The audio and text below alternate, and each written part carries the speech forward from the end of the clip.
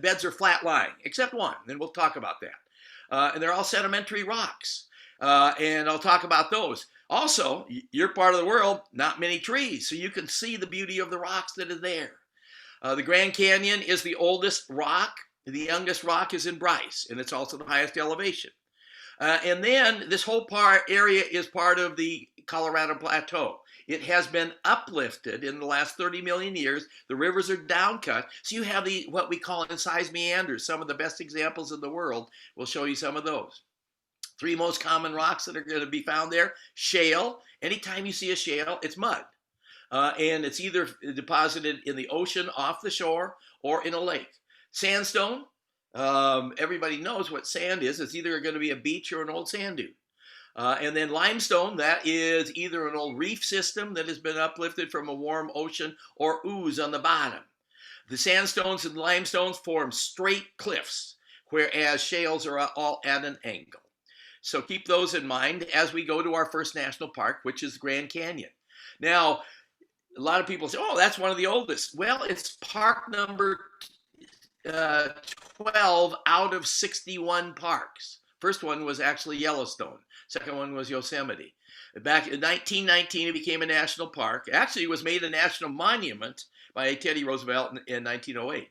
But as far as number of visitors, it is number 2 in all of the park system that we have got, with 5 million visitors a year, most of them at the south side of the canyon. The number 1 visited park is Smoky Mountain National Park, which is between Georgia and Tennessee. It has a major highway going between it. People want to get from one state to the other, they go through a park. So this is the first really the one with the greatest number of people going to it. The flatbeds at the top are the Kaibab limestone, goes all the way down to the Vishnu schist. I'll show you a couple of those. The toughest, and I'm going to take you down on the river, because I'm sure that some of you have been on the river, and that's the best way to see the canyon. But I want to, if you haven't, hopefully you'll say, hey, we need to go out and do this. But the toughest waterfall to go over is Lava Falls, and there's a volcano that is up above, and 10,000 years ago, a lot of the lava came down and dammed up the river, and now it's a huge precipice and tough to go over. First guy to explore this, John Wesley Powell, 1869. He started out with 4 boats and 9 men, ended up with 5 men. 4 guys quit, they went to the top, and the Native Americans killed them. And then you start at the upper part with Glen Canyon Dam and Lake Powell, and then at the very other end you have Hoover Dam and Lake Mead. And lots of Native American reservations that are found around here too. So here is a map of the Grand Canyon, starting up in the right-hand corner, Marble Canyon, and the Lee's Ferry, where I will take you to in a little while. You go down and to the park where most of the people visit. That's the park headquarters, Bright Angel Trail, Kaibab Trail that is there. So when you visit the park, what do? You either visit at the upper part or the upper part, and then you go down, you hike back down in the canyon, or you get onto the river. And you either take a baloney boat, a big boat, or a dory, or a kayak. Some people visit the north side, but the view on the north side isn't quite as good. You can see some of the Native Americans, the Havasupai, the Wallapai, and the Navajo Indian reservations, and up in the very north, the Kaibab ones.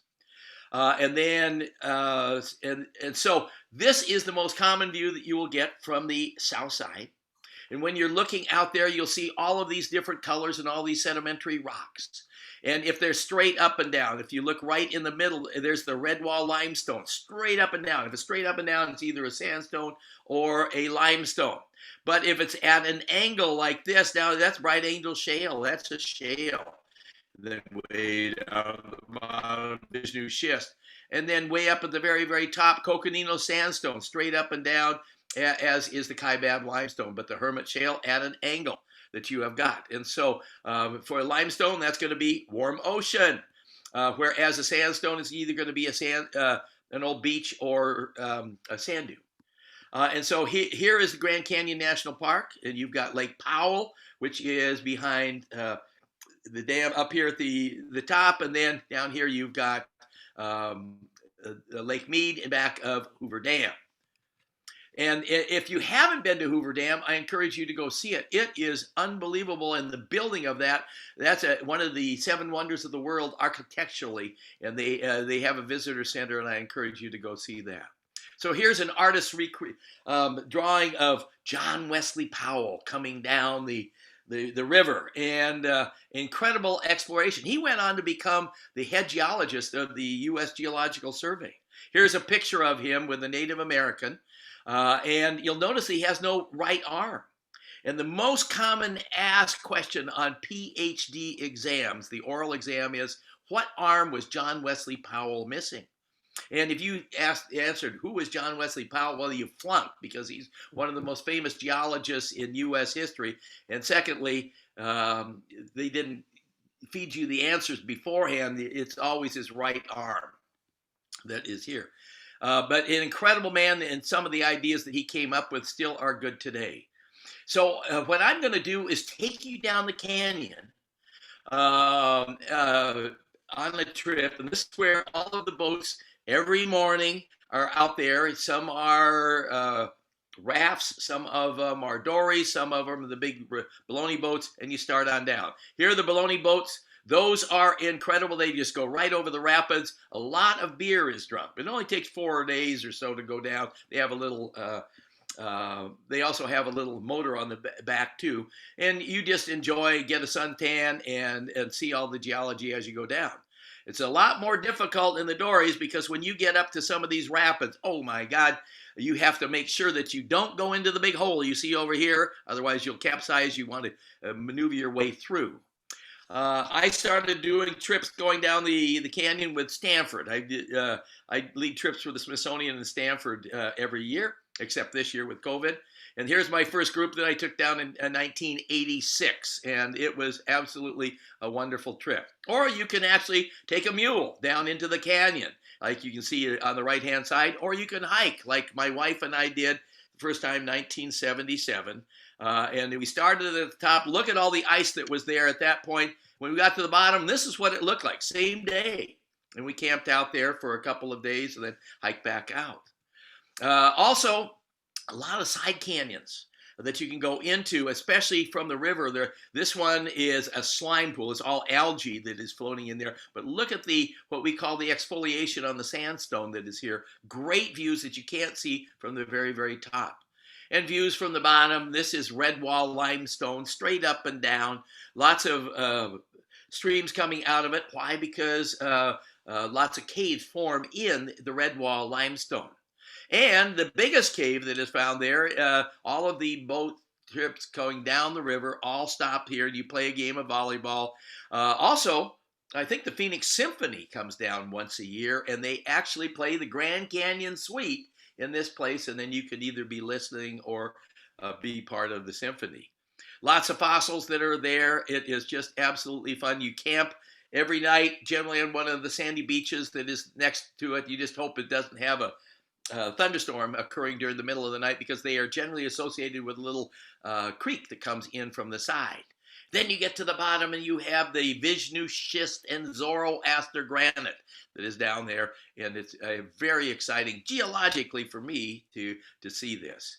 And then you get chances to take side trips and hikes up out of the canyon, and those are always lots of fun to do too, and you see things from a different place. One of my favorite places is to visit the Little Colorado River. A lot of calcium carbonate deposited on the bottom, so the river comes out a very light turquoise blue color as you go into it. And as you're going down the canyon and you come to a big rock that is sticking here, it's all basalt. What's basalt doing? That's a volcanic rock. It tells you that Lava Falls is just around the corner. And here is Lava Falls down in the right-hand corner of this huge Class 5 rapid that you have got. And then there's a volcano up at the top. 10,000 years ago was the last flow that came down and formed that particular lava flow. And here is our group going through one of the ones that I was on in the dories. It was interesting because the boat in front of us flipped over and they were upside down. And once you start, you can't stop. But half the group always will be below with ropes to kind of retrieve people out. And the last one I wanted to show you, the Grand Canyon. When you do the boat trips, the most important thing once you come in at night to camp out is the unit. They set up the toilet. And because when you go down the river, well, if you have to pee, you just hop into the water and just pee right there. The solution to pollution is dilution, but if you got to poop, it's a different story. So everybody holds it until you get into camp, and then I always gave my geology lectures the next morning at the unit because I knew that everybody would be lined up there, and so I would have a captive audience. So that's the Grand Canyon. And many of you have been there, and I know that you love it. So let's go north up to Zion National Park, which is up in southern Utah. Park number 12, it was formed a park in 1919, and it gets 3.6 million visitors a year. So it's the 12th most visited park in the National Park Service. Where did it get its name? Well, the Mormon pioneers said it's just like Zion, and so therefore gave the name to it. It's a young canyon that is still down cutting into primarily Navajo sandstone. And so the bottom rocks that are found in Zion National Park are the Kaibab limestone, which is the top rock found in the Grand Canyon. So the Grand Canyon are the oldest rocks, and then you start, when you get up into Utah, younger rocks that are there. And Navajo sandstone is all old sand dunes that have been fossilized. And so here is a map of the national park. The main entrance is down here at the bottom, and there's a big canyon. That is Zion Canyon. I'm going to show you the Narrows, which is very, very tight. One of my two favorite places in the park. You get out of there, you go up to the overlook and go further up, Checkerboard Mesa, my favorite place in the park. That looks down on there. And then if you want to get out of the park, you can go up into another part. There's a little volcano. There's there, or you get way out of the park and you go up to the Kolob Arch up at the top. They're all part of the national park. So here is what it looks like in the bottom of the canyon. Absolutely spectacular. The main rock that you have got here is mostly white. It's a Navajo sandstone, but the unit that's above it, the Hermit Shale, actually happens, or not Hermit Shale, but it's another red sandstone.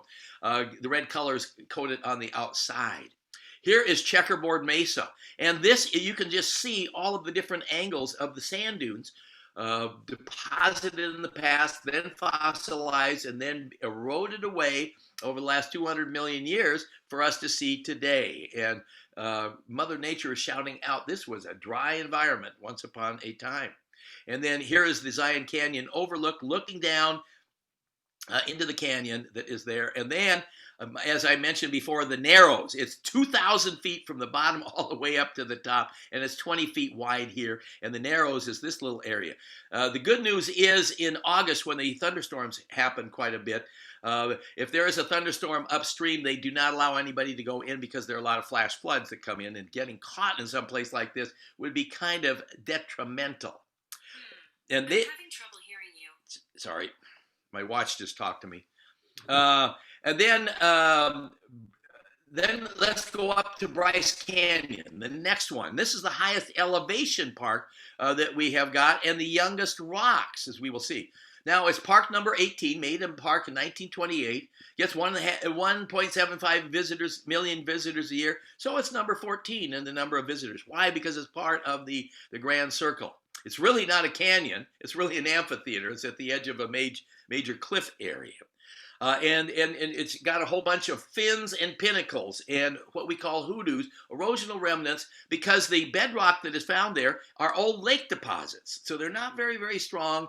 And good old Mother Nature, with water and wind and ice, has carved these and eroded them away through time. The name came from Ebenezer and Mary, oops, I forgot the R on Ebenezer, and Mary Bryce, who were in the area. And it's one of the parks you really can't visit in the wintertime because lots of snow because of the highest elevation. A very easy one to visit. You just come in off of the main road and just travel along the tops of the cliffs. Most of the photos that I'm going to be showing you are in the Sunrise area, in the Queen's Garden area. that is here, but it's a park you cannot mix up. It is spectacular. All these eroded away old lake deposits that you have got that are found in this area, and you can go hiking down in through all of these places. This is in the Queen's Garden Trail area. Absolutely beautiful, ancient lake that was there, freshwater lake. So you also get some arches. This is the Wall of Wonders. One of the hikes can take you to. Here's in the Queen's Garden area, and each one of these little pedestal areas is called a hoodoo. And this particular area, the mineral that is there is dolomite. And this one here, there's another hoodoo. This is more calcite. This one looks like the head of a wolf and is actually called wolf's head, as many of some of these actually have names. This picture is one from August. That's when the thunderstorms come through, and sometimes you see some incredible lightning photos that are produced there. I'm showing you this one because this is also the same Clarin Formation and lake deposits, but this is Cedar Breaks National Monument, which is a national monument just north of Zion. And if you are up in the Zion area, you don't have time to go over to the national park, then what you want to do is visit Cedar Breaks, which is very similar. Not as good as Bryce, though. Then we continue going to the northwest and we visit Capitol Reef National Park. It was park number 35, made a park in 1931. Gets almost 1 million people per year, so it's number 24 in the number of people visiting. Now, all of the other parks have flat-lying beds, but this one actually is a big anticline and a syncline, and it forms a big fold that's very, very linear, very long, and this is what we call the water pocket fold. So with anticlines and synclines. But the highest point is, again, Navajo sandstone, just like it was in that we had down south in Zion National Park. And it reminded all of the early settlers of the domes, the Capitol domes of the Washington, D.C., the capital of the United States, which has been a wee bit in the news this last week. And hence the name Capitol Reef with O, not A, which means city. Also, I'm going to show you many of these parks also have petroglyphs. These are where the Native Americans, early people, would carve off the desert varnish. It is a combination of organic material and weathering products that form on the outside of sedimentary rocks. And they will form animals and people. And we'll see some of those. And then I'm going to show you my favorite part of the park. It's called the hamburger buns. Not many people know about it, but when you go there, if you haven't been there, ask the visitor, said, how do I get to the hamburger buns? And so Capitol Reef, Fruta, which is right on the Fremont River, and it's mostly a north-south one. The water pocket fold goes all the way here. The major road that everybody takes is the Notum Bullfrog road that goes north and south through the area. And here's a cross-section of that valley. So there's the valley. Here's the high one here, and you can see all of the flat-lying beds have all been tilted on themselves, forming a big anticline and a big syncline over here. Most of the valley that you see is mostly shale. Shale erodes away very easily because it's mostly mud that you have got. That is the Navajo sandstone, hence the name, the domes. So this is what the water pocket fold looks like. From up on top, here are some of the domes that you have got, and then some of the other sandstones below it that are very, very red. So you get these very stark differences of the white, the reds, and the gray colors of all these sedimentary rocks that have been laid down. Here are the hamburger buns. And this is actually a contact between two different formations that you have got. A sandstone and then a much more easily eroded away shale that is beneath it.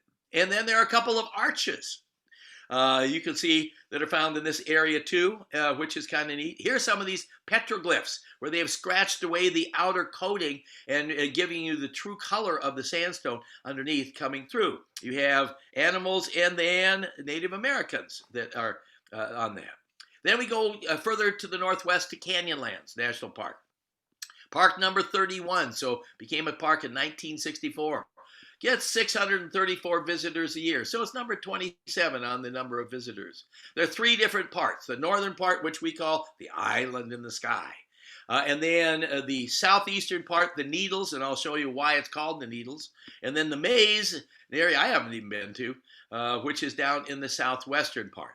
But this is probably the best example, other than Grand Canyon, of where the Colorado River has meandered through the area and then downcut. It's what we call an incised meander that you have got, or entrenched meander, carving down into the Wingate sandstone. Interesting, all of the rocks that are found in this park are subaerial. That is, there's no limestone, there are no shales that were formed in the ocean. Nothing was formed in the ocean. It was all formed on land. And then you'll have the most famous pictograph. Pictograph is a painting by the Native Americans on the rock. And all of these parks have a few pictographs, but the most famous one is the All-American Man, and I'll show you that coming up in a second. And it's down in the Needles area. And so here is a map. There is the Colorado River coming in from the right-hand side, all incising into this plateau. Green River coming down, then it forms the Colorado River that heads further south. And so the upper part is what we call the island in the sky. And then great views looking down onto the river in both of those places. Then you come down into the Needles area, and then you have to go out of the park and come back in through the Needles Visitor Center, and you see some weathered away sandstones, great ones. My favorite one is Paul Bunyan's Potty. Another one is Angel Arch and Molar Arch, and we'll show you some of those. And then the other part is the maze that is over here. So the northern part, where you get all of the entrenched meanders, look at the river. It's just great. You get a V-shaped valley in a meandering pattern, which shouldn't be happening in nature. And that's because a meandering river has been uplifted and then it's downcutting. Over in the Green River, look at this big, huge meander that is here. This is all a lake right now because it's behind the Flaming Gorge Dam. And then you go down into the Needles, and it looks like a whole bunch of needles eroding away, primarily sandstones that you see in this particular area here. Here are the two of the most famous places. You got Molar Arch in the front and Angel Arch in the back. And then not too far away, you have Paul Bunyan's Potty. And these are just great day hikes into this area, and you can see the whole bunch of them, and it's really a fun place to go to. Here he is, the most famous pictograph in the U.S. Park Service, the All-American Man. Here is his head, there's his feather going off there, there is his body, and his two legs coming out here. And then over into the maze. The maze is a wee bit more difficult to get around in, and not many people go over into that area. Then we go further to the northwest, and the last Utah park is Arches National Park. Park number 34 became a park in 1971, but look at the number of visitors, 1.4 million visitors a year, number 16 on the list, so way, way up there. This is the highest density of arches in the world. What happens is it's primarily Entrada sandstone, which is red. Red, anytime you see red, Mother Nature is shouting out to you hematite, iron oxide, that is holding all of those sands together. And by a combination of wind and ice and water, over the last 2 million years, has formed these incredible arches. The greatest amount of erosion has occurred in the last 2 million years, which is what we call the Pleistocene. And why? Because we had increased rainfall in the western half of the United States, filled up a lot of the valleys with lakes like Lake Bonneville in Utah and stuff. So a lot more water, a lot more erosion that you had. You enter from the major, from Moab, a visitor center, and it's just basically a road going out onto a high plateau. Delicate arches right out at the edge. Balanced rock is right over in here. I didn't put a picture in it. Lots of other places, a lot of other arches. Here is the most famous of all of the arches that we have in the United States, Delicate Arch. Absolutely beautiful. The sandstone that is eroded away here, the Entrada sandstone. Here is Double Arch. You can see one arch there. There's another arch in the background. Here's landscape art. arch, the biggest arch in the National Park Service that we have got. And then off in the distance, you got Turret Arch, and we're looking through the north window, which is another arch that is there too. And then lots of these fins, what happens is these are major cracks that were going north, south, east, and west. And then they eroded in between them, forming big fins, and then the windows would open up in between the fins, then they would break down, and they would form the different arches that you have got. Then we leave the state of Utah, and we go over to Colorado, and Mesa Verde National Park. This is the oldest park in the Grand Circle, 1906, park number 7.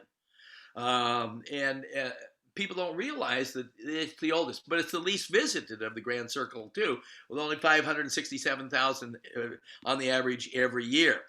It was the very, very first national park that was invented or established for archaeology. It's the best preserved ancestral Puebloan site in the United States.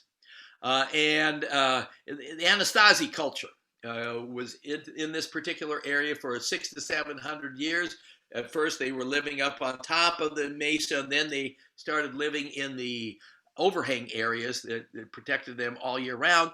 And then in 1300, the thought is that there was a major drought in the area, and they moved south. And so in New Mexico and Arizona, you have many national monuments which are associated with the Anasazi culture that left that area and went south. And Anasazi means green table. It's a cuesta. It's a big uplifted, tilted mesa that you have got.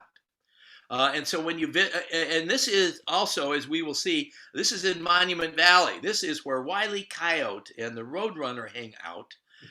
And you leave that area, the Four Corners area. You come up and you visit this large mesa, visit the visitor center, and then go across it, and then it's all at the edges where the Cliff Palace, the Sunset House, the Balcony House are all found underneath the edges.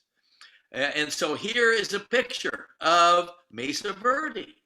You can see the green, and most of the these palaces and houses are underneath the overhangs that you see on both sides up in that area.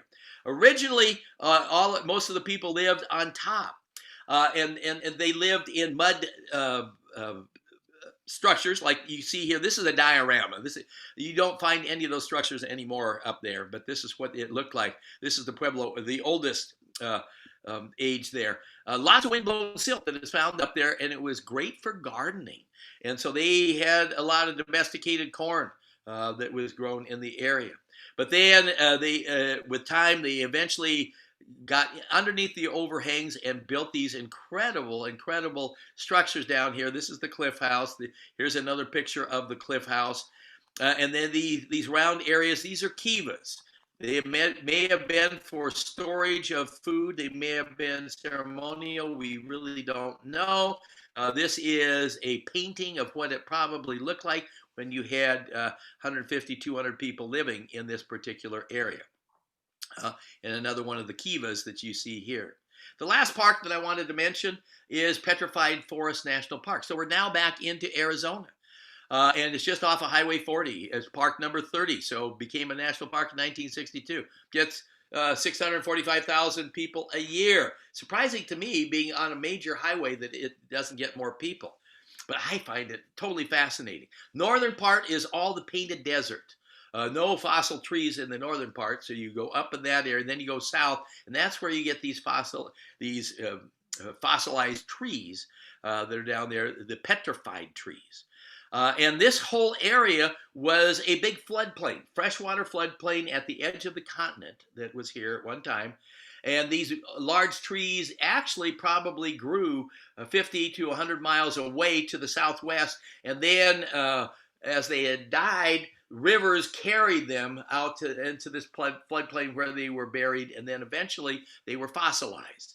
The formation that you've got here that all these fossil trees are in is mostly shales and sandstones from this old floodplain. It's called the Chinle Formation, 220 million years old. And so here's Highway 40. So this is kind of northeast of where you guys live. And you take Highway 40, you get off here, and then you go north. This is the painted desert that is up here. No fossilized trees there. Great visitor center there. And then you go south. And then you get down into Agate Bridge, Jasper Forest. These are all the insides, the replacement. When a tree is buried, you get water percolating down through the wood and carrying with it basically quartz. If it's got a little bit of iron oxide in it, it becomes red and jasper.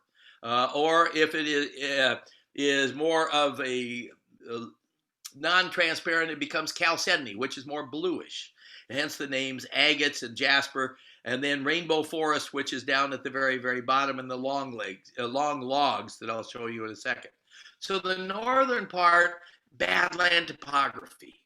And you can see these flat beds that are here of this old floodplain. And again, eroded away old floodplain, all of these different layers. Each one of these red zones is a different soil. These are what we call paleosols of the area at that time. Here's one of these long logs. Look at it, the big one. As it erodes away, pieces fall off more and more and more. And then all of these pieces, where they've fallen off, they've broken open, and you can be looking into the rainbow forest. Look at the colors that you get. This is mostly chalcedony, chalcedony that has replaced it, which is a type of quartz that is found inside of them. And moreover, in this area, you get a little bit of limonite, iron oxide that is giving the yellowish color that you have here, and just pure quartz that you see right there. And sometimes the whole valley will just be filled up with old petrified logs that have weathered out of the Chinle Formation. So that is the story of the Grand Circle. And I hope that you learned a little bit today about, and maybe it's wet your whistle to maybe go and see a couple of these parks that you haven't seen. You live so close. You live in just a wonderful place of the United States. And as soon as COVID allows us to go out and do more traveling, hopefully you will get in your cars, go and see some of these, or go re-see them.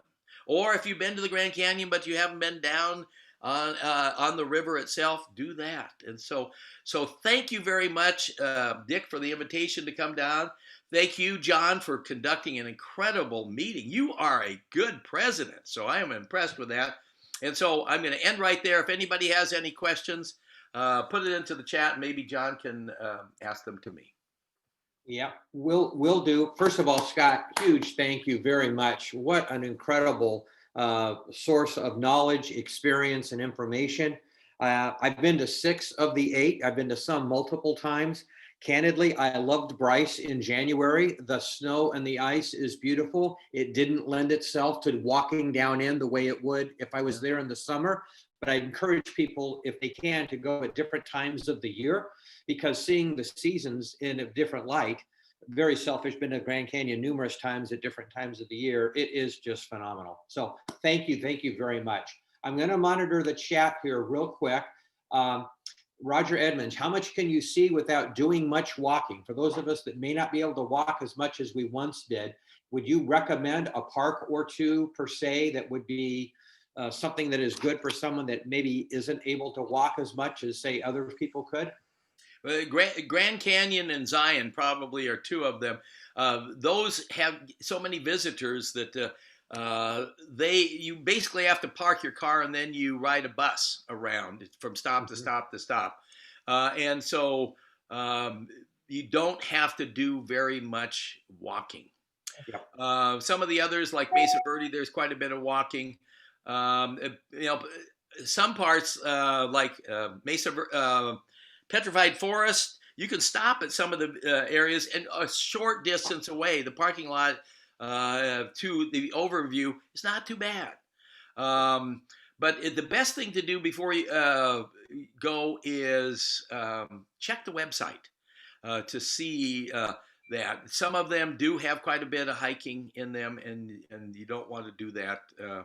Arches is one that you will have quite a bit, and then Canyonlands, there's quite a bit of hiking to the town in those, except the northern part with the overlooks, which are spectacular. So yes, The National Park Service stresses that they want everybody to see the stuff. And if people have mobility problems, they try and work hard on that. Yeah, very good. Very good. Listen, we're a little bit tight on time. If people want to get questions to myself or Dick Thomas following this, I'm pretty confident maybe with Dick's connection with Dr. Burns, we might be able to get a way to get some answers funneled back to the group. Peter Mead, did you have a quick comment? Yeah, so you recorded this. Yes, I did. How can we view this later or share this with friends? Because this is pretty cool. Yeah, that brings me up to our next fundraising opportunity, Pete. No, I'm kidding. Stephen Fair, thank you. He started the recording. We will figure out the best way to capture that link and how we get that out to our members. A fascinating program tonight. I'd like everybody to please join me in thanking Dr. Scott Burns for his presence, his knowledge, and sharing with us. It's just been outstanding.